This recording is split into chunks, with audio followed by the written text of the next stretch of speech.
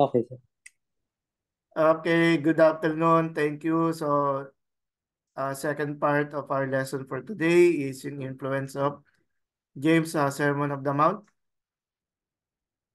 And review of last week, according to Donald Guthrie, there are more parallels in this epistle than in any other New Testament book to the teaching of the Lord in the Gospels. But there is no proof of dependence on the Gospel of Matthew. And if hypothetically, if that's true, then James copied from the Gospel of Matthew. But we no, I do not think na ganun yung mangyayari. Here, this is a review of last meeting. The Sermon of the Mount Sir, came pwede ako from... magtanong, sir? Yes po, yes po. Oo. Sir, parang may historically mas nauna ang earliest ang gospel ni James, Epistle of James. Most probably na siya ang earliest na write-up epistle, Yes sir, po, kaysa yes sa po. gospel. Yes po, yes Maring po. hindi, yun Remember, lang ang ano ko na, ang Gospels po kasi is composition eh. So, na-compose, for example, yung Gospel of Luke, after na ng death ni Paul. Yung Matthew naman after the destruction of the temple. So oo. that would be Pero kung 65, ang Matthew 64. Yes. destruction, ang may historical write-up na ang James was written in 44 AD Yes po, yes po. after yung diaspora Yes po, under yes po. persecution. That's correct. That's correct. Ayun lang, So, sir, ang aking question, sir. yes, Kuya Jim. Kaya nga Mhm. po last meeting, nagbigay ako ng mga choices, di ba? Options. Na kung paano tinitingnan ang ano, or what we call when was the Book of James written. So, nagbigay po ako ng proposals. And for this, yung understanding natin sa ating course today is that Mhm. hindi po siya kumbaga before AD 70 po. No? Hindi po siya after. No? Okay, thank you. Mhm. So going back, Thank you, is sir. sabi ko po, yung sermon ni Jesus came or was, sabihin natin, recorded sa kanilang isipan, ano? Oral tradition. Because ito mga early centuries Jewish Christian communities. Ano sila eh, oral culture sila. Ibig sabihin, hindi sila kagaya natin na printed, no? Na tayo ay nagre-rely tayo sa mga binabasa natin, which was invented 12th century, yung printing press. Kaya from the 12th century onwards, naka-develop ng what we call print culture. Pero itong mga oral cultures, magagaling po sila mag-memorize in their minds, no? No?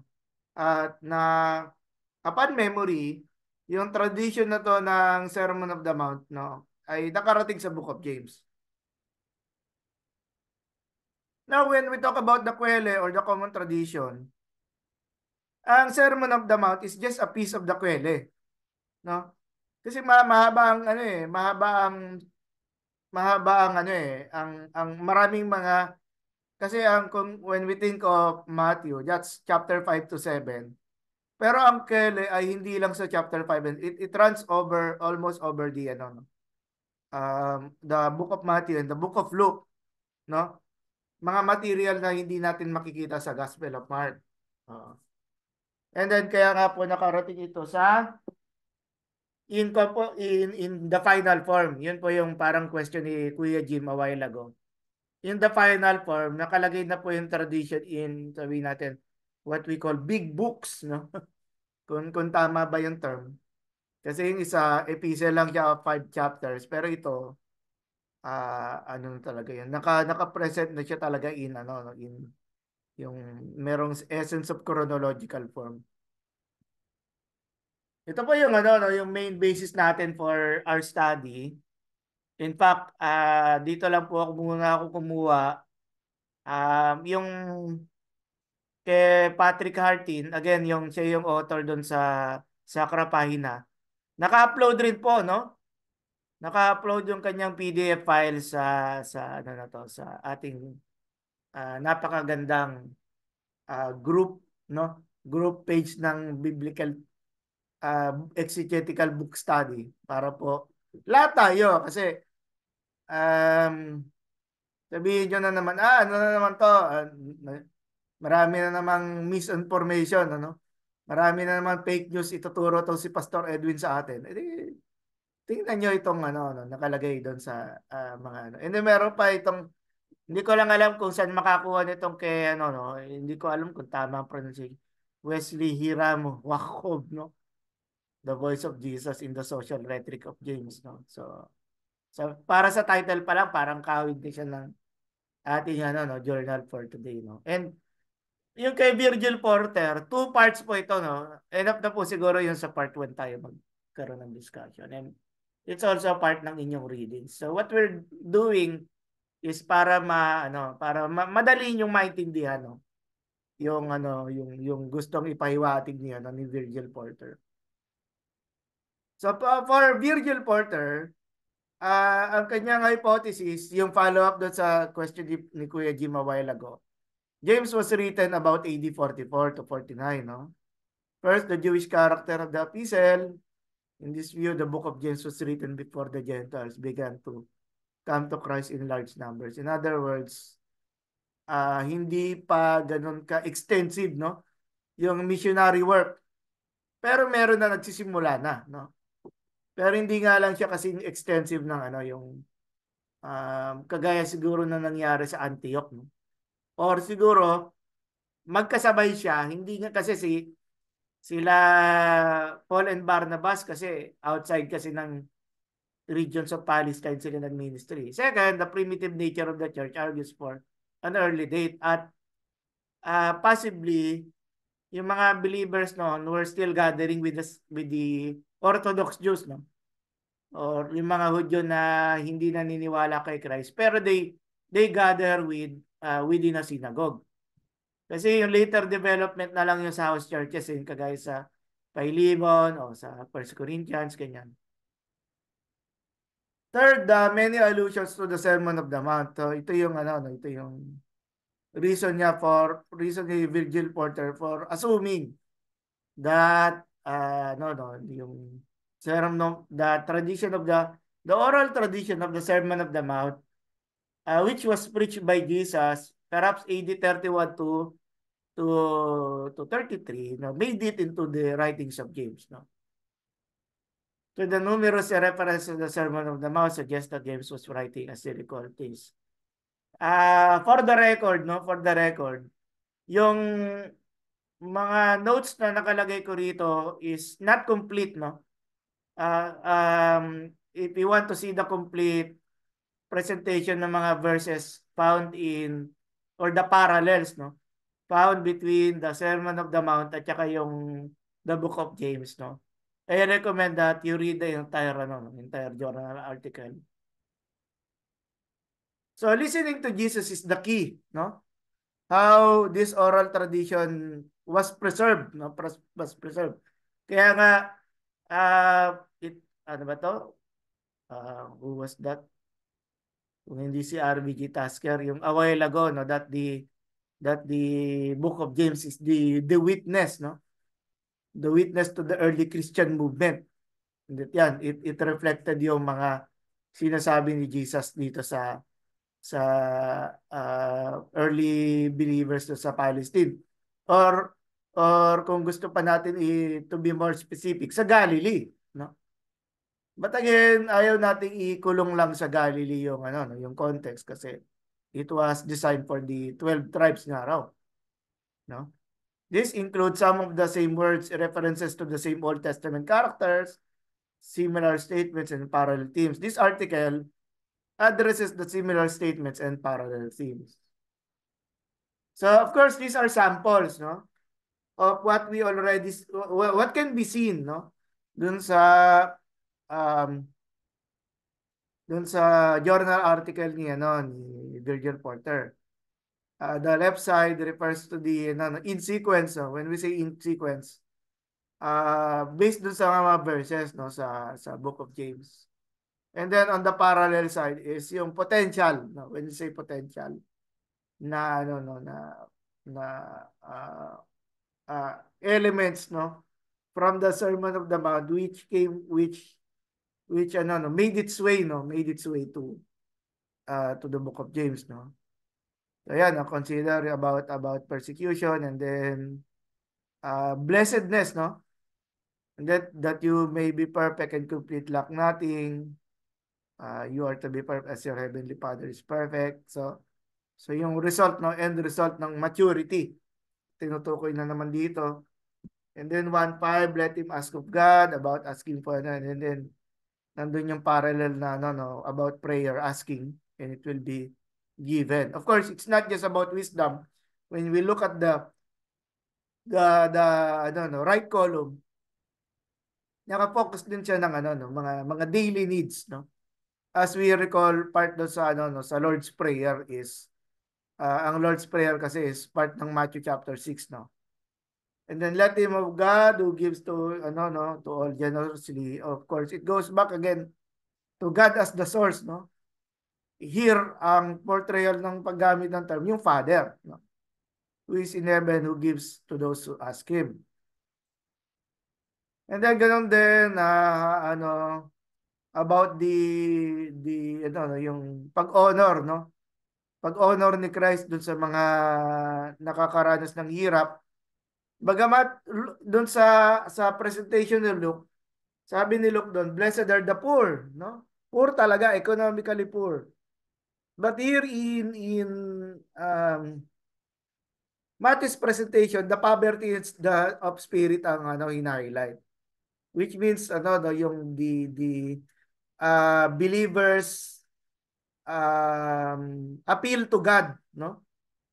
For help. Sa Tagalog, ang ganda ng MBB na translation eh. It says mapalad ang mga wala nang inaasahan kung hindi ang Diyos na lamang. Tingnan niyo po 'yon, ang ganda po ng ng salin ng doon, ng poor in spirit, kasi nakatranslate siya in a dynamic manner, no? And then we see yung mga metaphor ng paggamit ng flowers, di ba? The lilies of the field compared to the clothing ni King Solomon. And then again, going back do sa pagharap ng trials, di ba? Blessed is the man who perseveres.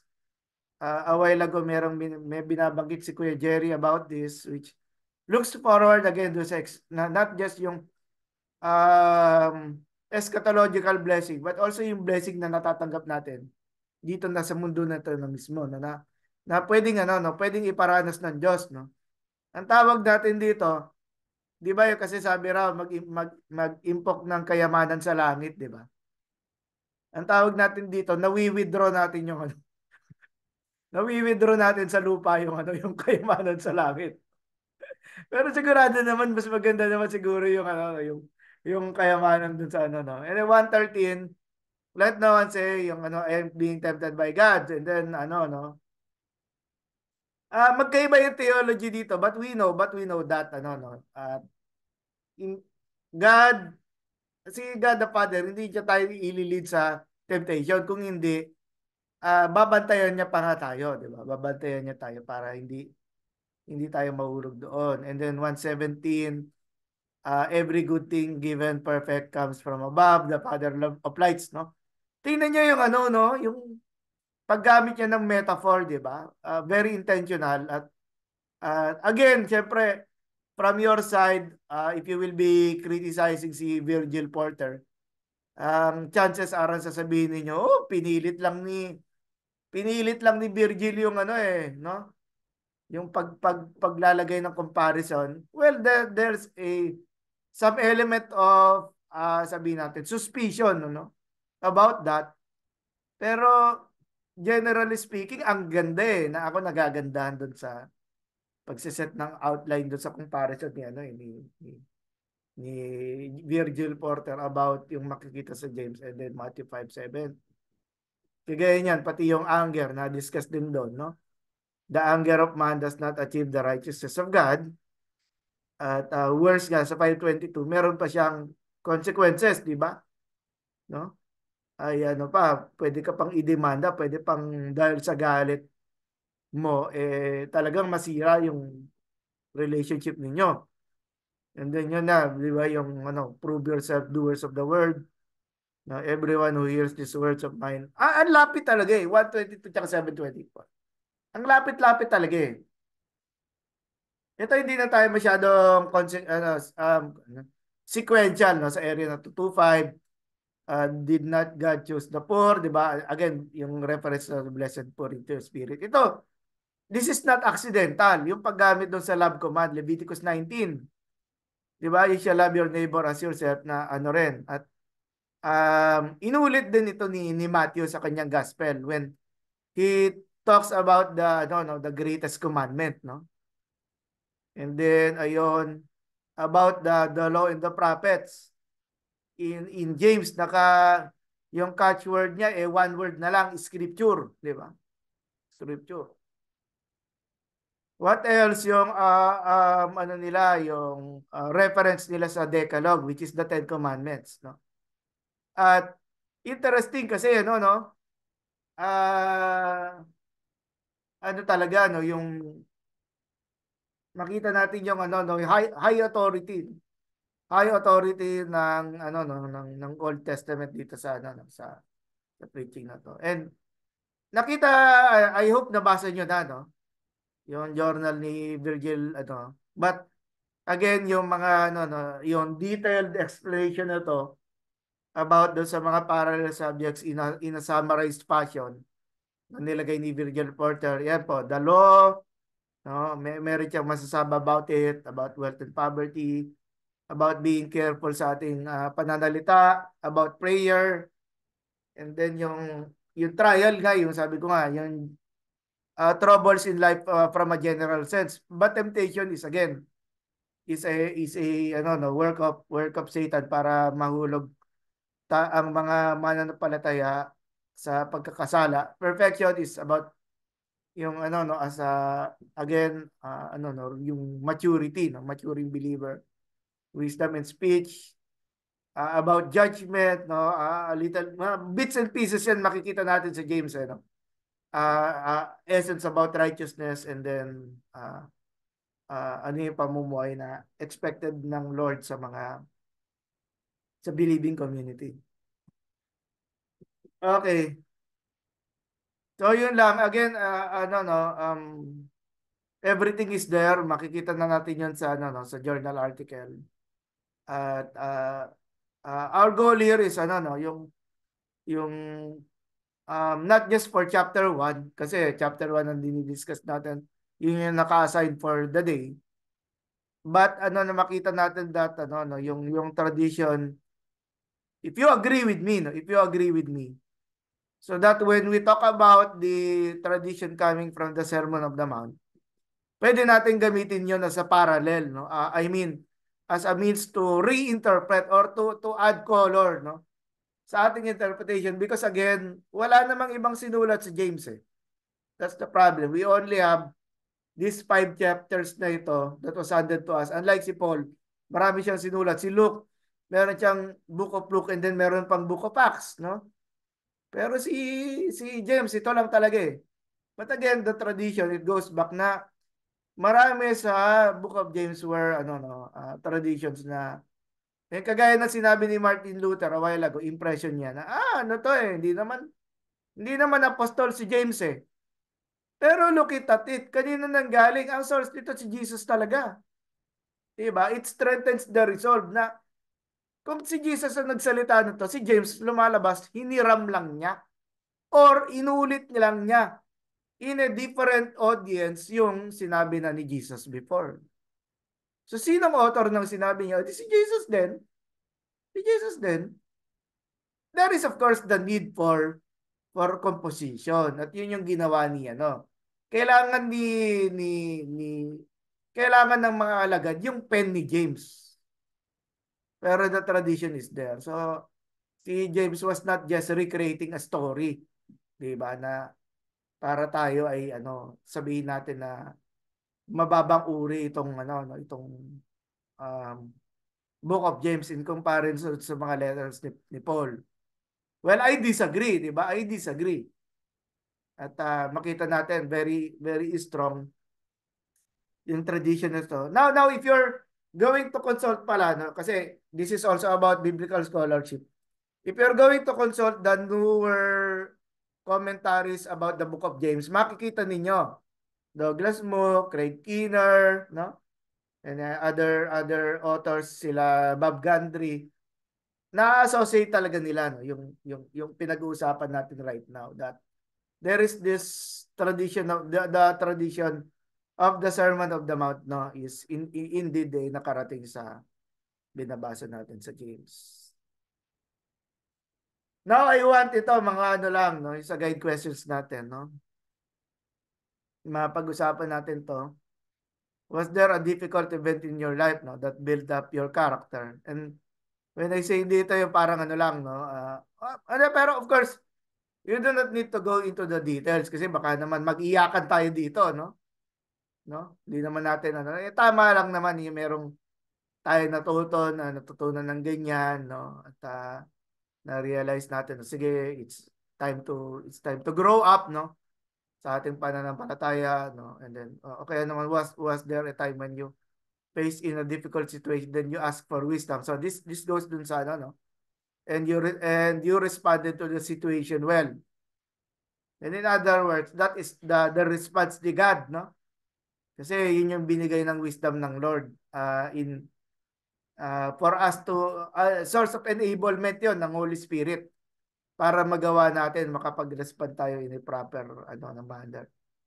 And then how will God show justice for the rich who take advantage of the poor? So we're just trying to create a scenario. Yan.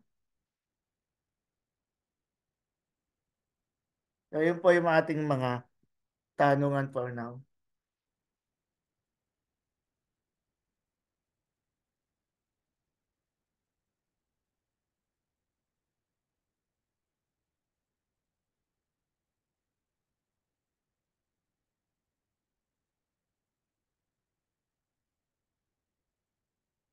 Sige na po.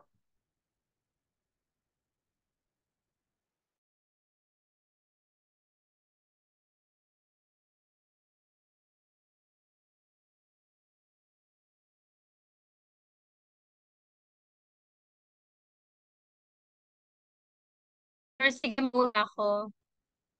Siguro yung pinaka naalala kong difficult event in my life that build up my character, siguro yung pagpas ng ng papa ko nung grade 6 ako. Ba yun, nakakaiyak naman yung tanong na to. Sige, next. Sige na. Iba naman. Sige, go on, April. Sige na. Yan, So yun po, um, so namatay po yung papa ko kasi during nung parang practice ng graduation namin. So hindi po ako nakakit ng stage. And then, ayun, ang hirap nung pag-cope. Kasi syempre, pati yung mama ko nun parang feeling ko lang talaga, naka-overcome ako nung pagpas ng papa ko nung college na ako. Parang 10 years yung in the making. So, yun, paano na-build yung character ko nun? Parang I tend to be independent. Ayun. Tapos mas naging close yung relationship namin ng mama ko. Kasi mas close po kasi ako sa papa ko compare sa mama ko.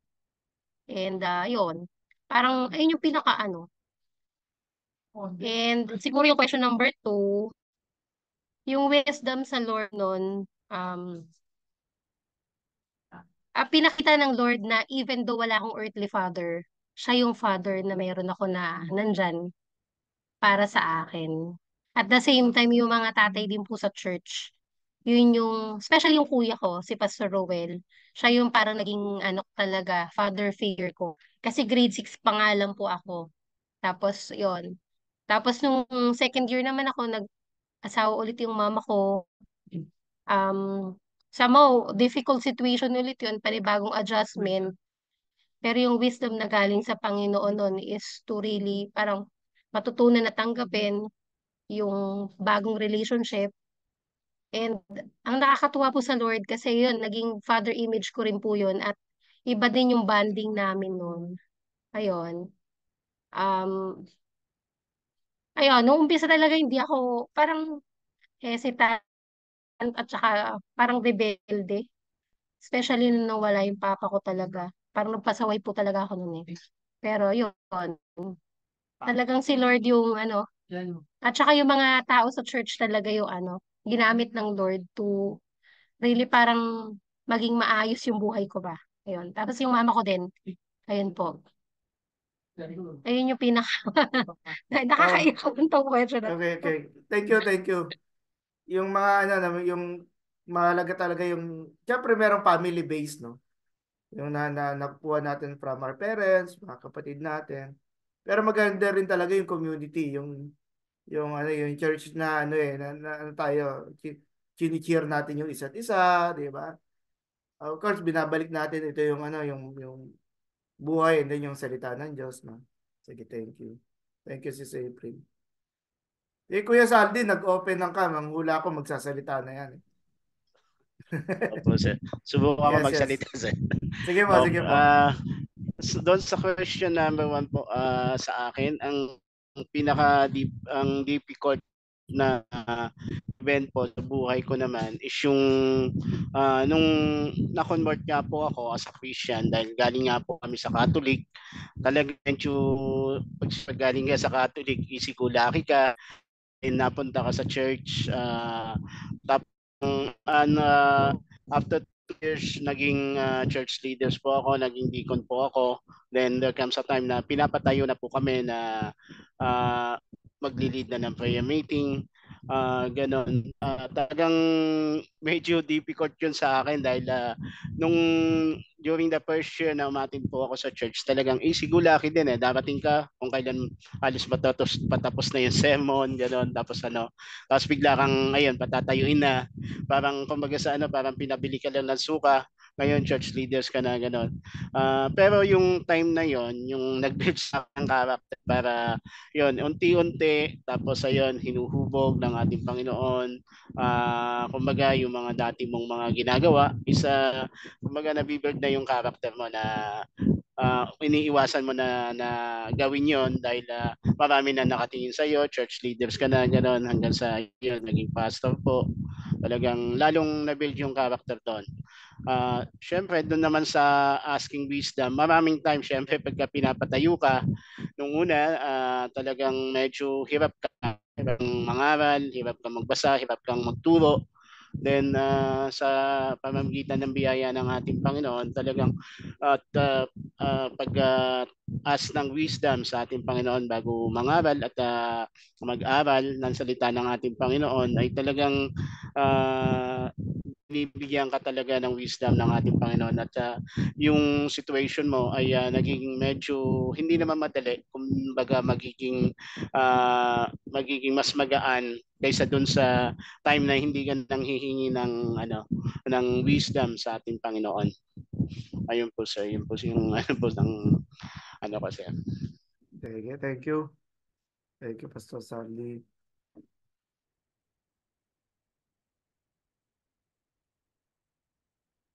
Okay. Hindi naman natin kailangan tawagin lahat para sagutin ito. Okay lang. Ako um, nung ako backslider ako eh. So, nung year ko yun. Kasi baptize ako na Presby. Umaattend nga ako dyan sa mga gawain dyan sa PTS noon eh. High school years ko yun. So,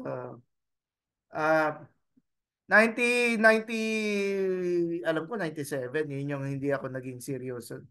Seryoso na sa Christian life ko eh. Parang ang tingin ko sa, ano yun? Hindi, pero, ano na ako nun? Second year college na ako nun eh. Parang walang power yung yung Christian faith ko. Kaya, I left the church. Hindi na ako nag-attend sa isang Presbyterian church diyan. Sa Salitran, yun. Parang naubos na yung mga choices sa Salitran na eh. At hindi na ako nag-attend. Alam niya na yun. Alam ni Pastor Angelito yung yung church na yun. At Um, um, Nagbago lang nung yung nalunod ako, no? Na 2000 January nalunod ako. So doon na lang ako nagtinuli, no? Kailangan may mga near death experience, no, sa bago tumino, no? Thankful ako, hindi naman ako natuluyan doon, no? So yun yung event na malaking nag-change ng life ko. Year 2000, and then by May of that year, nag-enroll na ako sa PMI. Was there a time when you face a difficult situation? Yes. Maganda yung nasabi ni Pastor Saldi, no? Ibang talaga, when we do siguro yung ministry, nandun tayo, no? Yung humility natin na pag lapit muna sa Lord, Lord, tulungan mo kami. Lord, ano yun? Ibigay niyo po ka ng kaalaman na ayon doon sa pangangailangan ng church, di ba ganoon? At naman, bait naman ng Diyos, hindi tayo binibigo. Nandun lagi yung kita natin yung resulta na blessings na ito para doon sa yung akma na mensahe, no? Akma na mensahe. And then doon may mga nagfi-feedback na mga tao na hindi naman natin sinosolicit, no? Sasabihin nila, yes, pastor, salamat. Na-bless ako sa mensahe na mag-share pa yan, na may kung paano yung mensahe ng Lord na napakinggan nila tumama doon sa kanilang pangangailangan. So tayo naman, 'di ba? Napapapurihan naman natin ng Diyos kasi salamat sa Lord kasi ginamit ang buhay natin, 'di ba? Yung tumutugma doon sa yung para mapakain ng tamang spiritual food yung yung mga kapatiran natin na na, na, na gustong malaman yung kalooban ng Diyos. And then ito, God show justice for the poor, the rich. Siguro, marami pa tayo mapag-uusapan ito next meeting. Especially when you get to sa Leviticus 19. Next meeting yun, ano?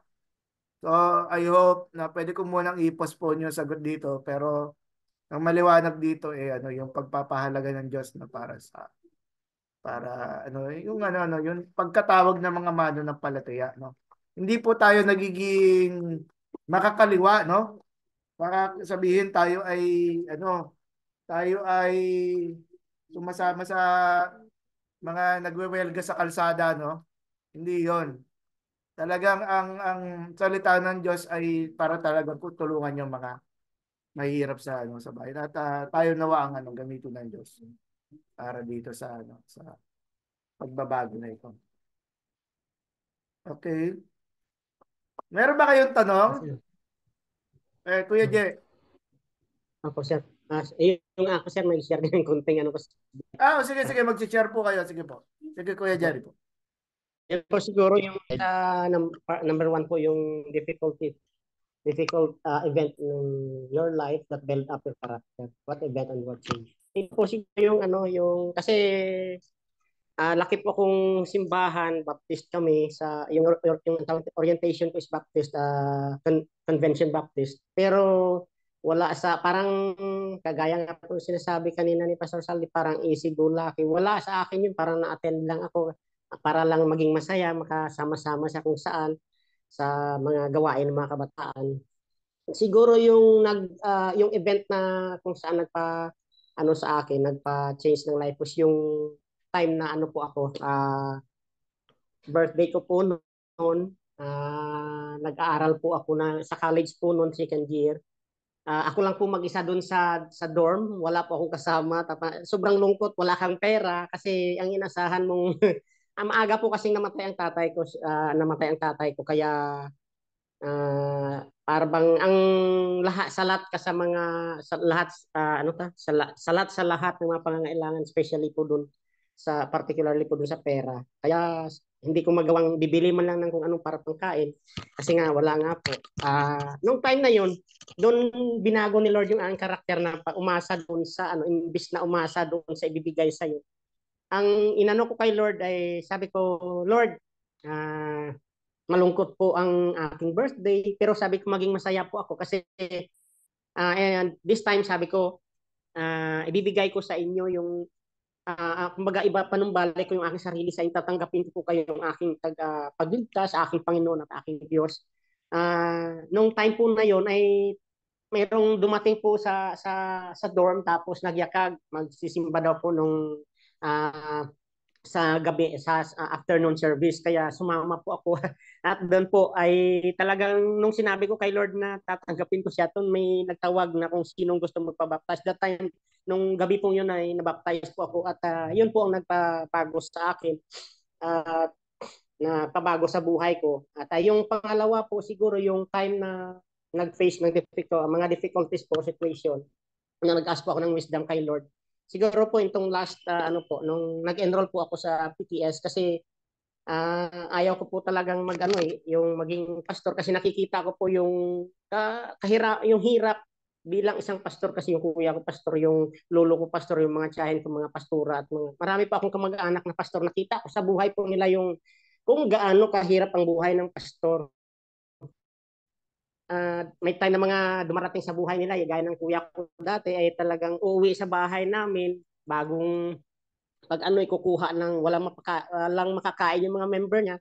Yung bigas doon na bagong pagiling kong palay ay isang sakong 50 kilos, kinuha yung kalahati, pinamigay doon sa mga member na walang-wala. Kaya nung time na yun, hindi ko masyadong maintindihan yung mga bagay-bagay na yun. Kaya medyo kinwestiyon ko yung kuya ko.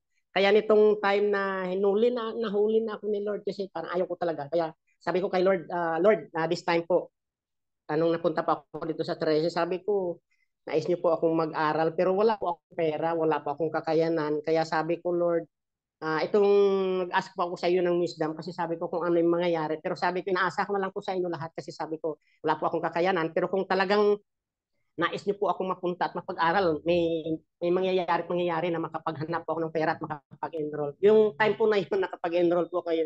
Kaya yun po yung wisdom na binigay sa akin, na talagang iasa kay Lord. Yun din po yung isang sinabi din sa akin na aming head pastor, si chaplain po, si Pastor Betiesta, na talagang iasa. Kaya yun yung nakita ko po doon, na talagang yung wisdom na talagang pag-iasa mo kay Lord, ng lahat talagang mangyayari kung ano nais sa buhay mo. At yung number 3 po, itong show justice for the rich, to take advantage for the poor. Kasi mahirap nga lang din po kami. Although yung kamag-anak namin mayaman, sila nagmamay-ari ng halos lahat doon sa barangay namin na lupa, ay talagang sa kanila lahat ng lupa na makikita mo dyan. At yung isang po doon, bali kami po ay nagtatrabaho po dyan sa lupa nila. Nung panahon pa po ni Pangulong Marcos Sr. ay talagang mayroon na pong ibinigay na po dati, na yung sa agrarian reform po, na dapat ibinigay na sa amin yun, pero kumbaga parang hinold po nila dahil may pera sila, kaya hindi na punta sa amin. Ngunit ang Panginoon talaga ay justisya po siya, kung talagang para sa iyo, para sa iyo. At nitong pagdating naman po ngayon nung si Marcos Jr. na po, ay talagang yun yung justice ni Lord, inipakita na nung na-open po yung na Santo Leon, ay napunta po sa, namatay na po yung lolo ko, namatay na din yung nanay ko. Sa akin po ngayon napunta yung lupa. Kaya yun yung talagang po para sa iyo yung hustisya na inaano ni Lord, talagang mapupunta po sa iyo. Napunta po sa akin yung lupa. Kaya sa pangalan ko na po yung title. Kaya salamat po kayo. Nakakatawa naman yung kwento ni Pastor. Huwag na natin siya tawaging pastor, kasi baka Kuya Jerry na lang. Baka iniiwasan mo yun. Hindi. Nakakatawa naman. Salamat sa sa Sama na rin ako, sir. Ako na lang sige, hindi Kuya Jim. Oo. Sige. Sige, Kuya Jim. Kaya sa kanila. Ano ba? Teka, nakauna ba ako, sir? Nahulog. Opo, naririnig ka po namin, Kuya Jim. Sige po. Camera po. Huwag na camera. Yung kung sa edad po at saka sa experience po, ako yung pinaka-battle hardened dito. Physically, financially, at spiritually, mga kapatid, sa physical po talagang nasa 12 operasyon po ang aking inabot sa aming kasal. Nung ako ikasal, 12, napakadami ho. Financially, nung araw po talagang bago ako maging Christian at the age of 30, siguro flourishing ang business ko, milyonaryo na yata ako before age 30. Kaya bigla ho yung lahat nawala. Kaya minsan ayun ho, minsan ang difficulty ko nung araw. Pero ang most important po na relevant sa buhay ko na napaka-difficult po sa akin, ako po ay maging Christian. Oo. Napakasaya ho ng buhay ko bago ako maging Kristiyano. Tapos nagkaroon nga ako ng maraming difficulties nung ako maging Christian. Kaya ako po yung unang napapunta sa Fundamental Baptist Church. Masaya ako, matulungin sa pastor, ganun. Pero afterwards po, nung magkasakit po ako, naratay ako ng mga kulang-kulang 1 taon. Bedridden ako. Tatayo lang ako pagkakain na. At habang ako yung nakahiga, pinapakinggan ko, pinaparinig mo sa akin ng asawa ko. Tinatabi yung laptop sa tabi ko at pinakikinggan ko si David Jeremiah. Pagkatapos ng David Jeremiah, naging John MacArthur. Pagkatapos ni John MacArthur, sa Ligonier na ho, kina R.C. Sproul. DCAS. Medyo nabago yung... Kuya Jim, DCAS. Hindi po. Hindi po. Mga recording. Ligonier Ministry website Ligonier, po. oo nga. Ligonier. Sige, go on. Sa Ligonier po. Medyo nabago doon. Tapos napakabait po ng aking pastor. Lagi ho doon sa aming bahay nag-prayer meeting, nag-Bible study. Hanggang sa naging parang sa aming doctrine. Sabi, bakit hindi tinuturo yun? Bakit hindi tinuturo yun? Ganun. Ang dami ko nang tanong sa kanya. Ayun, hanggang sa mag-decide po ako na sabi ko, ako'y lilipat ng isang Reformed Church. Ayun ang aking spiritual na struggle nung araw. Pero ako pinagpaalam na maayos sa pastor ko in a letter na ako'y lilipat sa ganitong church. Kaya ang sumunod yung church ay Christian Reform. Naging rin po, okay po umpisa.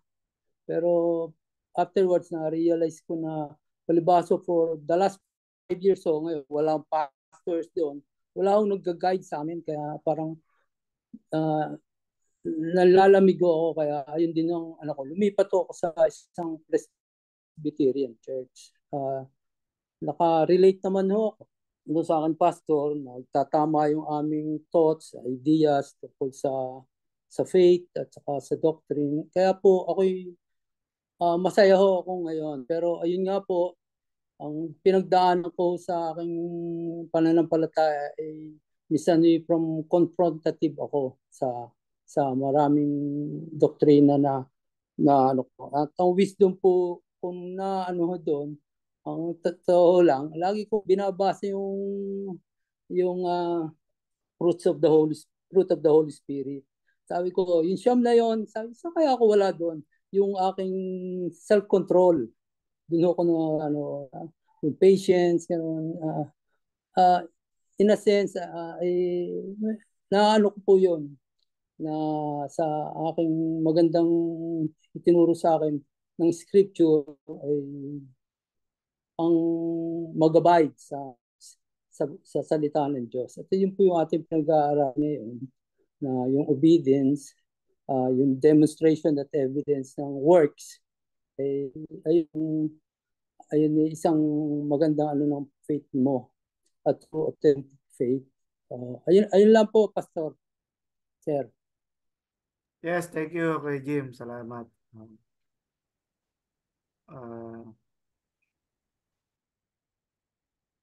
Brother Justin, Ninang Jonathan. Okay, Sir, ako po mag-share. My best friend has Ayun, sir. has someone Sige po. to love. Ayun, sir, yung what was there a I even difficult dropped event in your tears. life that built up your character? What event? Siguro, sir, ito na lang muna yung sasagot. Siguro po yung pinaka-difficult time na dumating sa buhay ko ay 2 years ago po, sir, yung nagkasakit po ako. And I remember po nag-message pa po ako sa inyo, nag-send ako ng picture na may nakasalpak po, may nakaano sa ilong ko, hanggang dito sa stomach ko. In that very moment, sir, I felt na mamamatay na po ako that time. Sobrang hirap po nung pinagdaanan ko. Ang initial po diagnosis sa akin ay gallbladder stone, may bata daw po ako sa abdo. Pero nung ooperahan na po ako, nakita na may TB pala ako sa tiyan ko po. Parang 1 month na sobrang sakit po ng tiyan ko. And then after noon, 3 weeks po akong 3 weeks po akong nilalat. Nagko-convulsion po ako, nagpo 43, 44 yung aking lagnat po. 2 months po akong nakaratay sa hospital po. Ngayon, sobrang nakaranas po ako ng depression, anxiety, nag-worry po. Tapos po yung mga kasamahan ko, iba po doon, nababalita ako, namatay na. Tapos minsan, pag nadala ako doon sa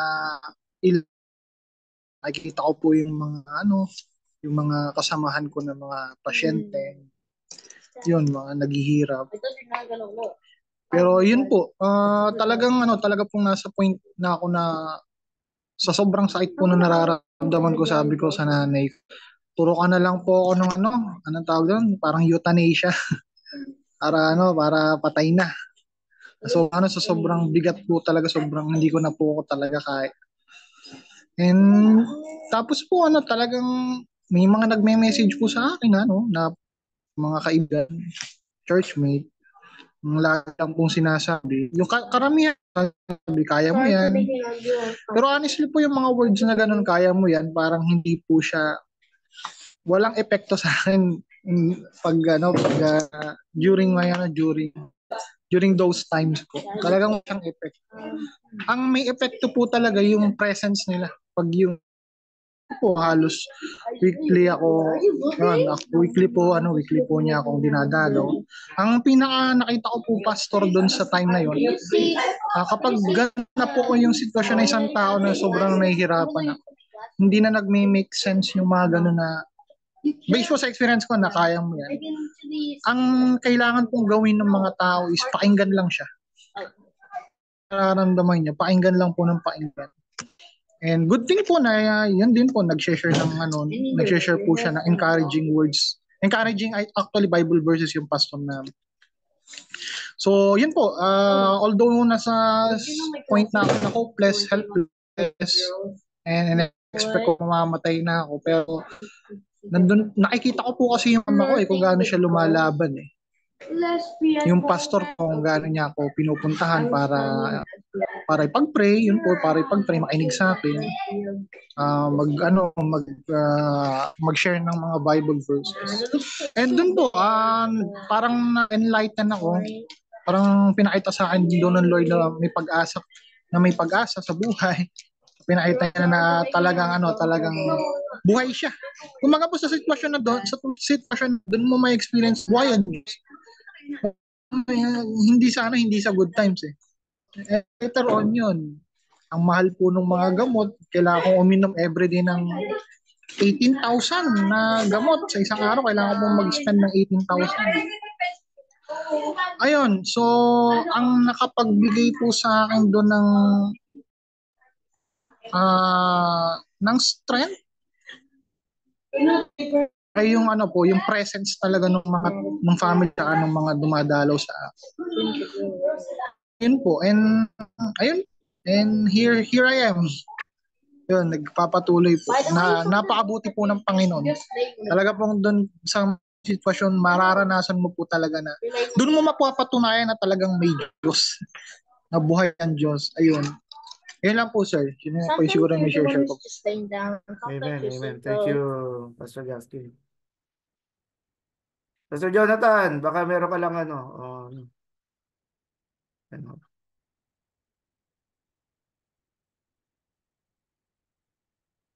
wala siguro. Anyway. So, thank you sa